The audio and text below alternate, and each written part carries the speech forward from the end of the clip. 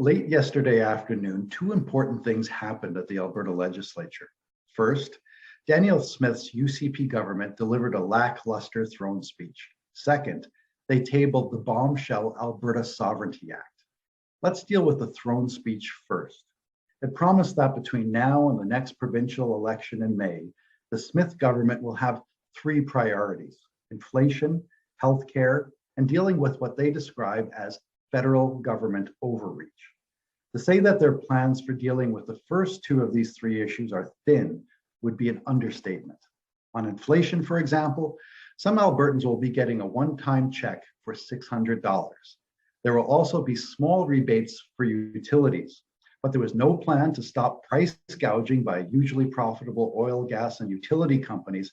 And even more importantly, there wasn't a single mention of wages. For the past 30 years, Albertans have enjoyed a huge wage advantage over Canadians living in other provinces. As recently as 10 years ago, wages in Alberta were 23% higher than the Canadian average.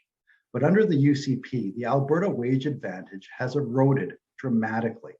Ontario, BC, and even Saskatchewan are now nipping at our heels.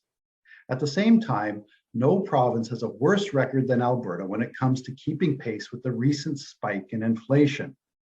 Some of this has to do with the fact that oil companies are not investing or creating jobs like they used to. Instead, they're spending their record profits on stock buybacks to artificially boost their stock prices and dividends for stakeholders, most of whom don't even live in Alberta. But wages in Alberta are also falling far behind inflation because of UCP government policy. They've frozen the minimum wage. They've introduced a loophole that allows employers to avoid paying overtime. They've reduced worker bargaining power by making it harder for workers to join unions. And they force public sector workers to swallow wage increases that fall far short of inflation. All of these things add up to a de facto wage suppression strategy. And all of these things are reducing the standard of living for most Albertans, perhaps permanently. So it's pretty rich to hear the UCP talk about helping Albertans with inflation. A one-time check of $600 won't make up for the purchasing power that has been lost as a result of wages that have fallen far behind inflation for years. So if the UCP really wants to help Albertans deal with the rising cost of living, they need to call off the dogs. They need to abandon their wage suppression policies, and they need to actually facilitate wage increases instead of continuing to fight against them. On healthcare, the UCP is also doing the opposite of what they claim to want in that throne speech. For example, in the speech, they said that they want to address overcrowding in our hospitals and reduce waiting times in our emergency rooms. But they are ignoring one of the quickest short-term fixes, and that's bringing back temporary mask mandates. Our hospitals are filled with patients suffering from influenza, RSV, and COVID. All of these viruses are transmitted in the air, and all of them could be reduced if people wore masks. But instead of doing the sensible and reasonable thing, the UCP pretends that the capacity crisis in our hospitals is unrelated to the actual causes. It's also as if they want Albertans to get sick and for our hospital system to get overwhelmed. Is this all about pandering to the Premier's extremist anti-vax base? Are they trying to make our healthcare system fail so that they can justify privatizing it?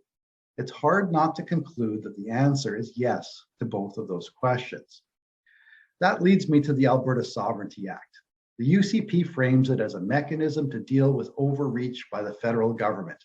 But in reality, it's a case of unprecedented and undemocratic overreach by the provincial government itself.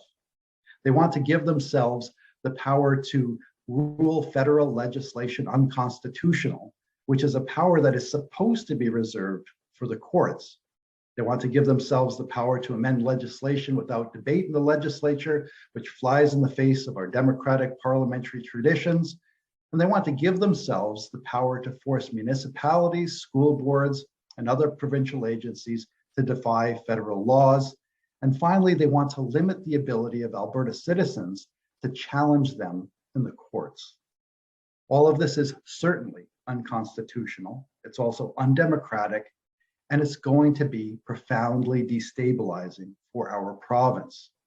Who's going to want to move to Alberta or invest in Alberta under these conditions? Danielle Smith is setting our democracy on fire. Also, she can frame the next election as a fight with Ottawa.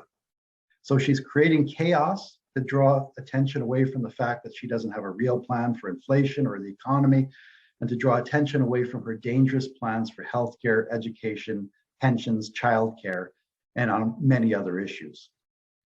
If you're concerned about what Danielle Smith did yesterday, and if you're angry about what she wants to do to our province, join us in fighting back.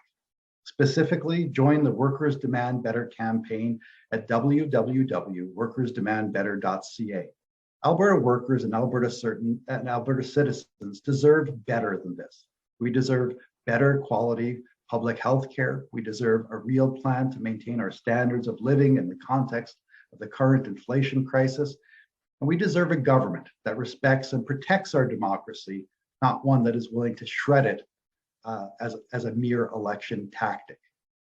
If one good thing comes from the events of the past 24 hours, it's that the battle lines have now been drawn. It's either chaos or stability. It's either authoritarianism or democracy. The UCP has picked their side. It's time for the rest of us to pick ours.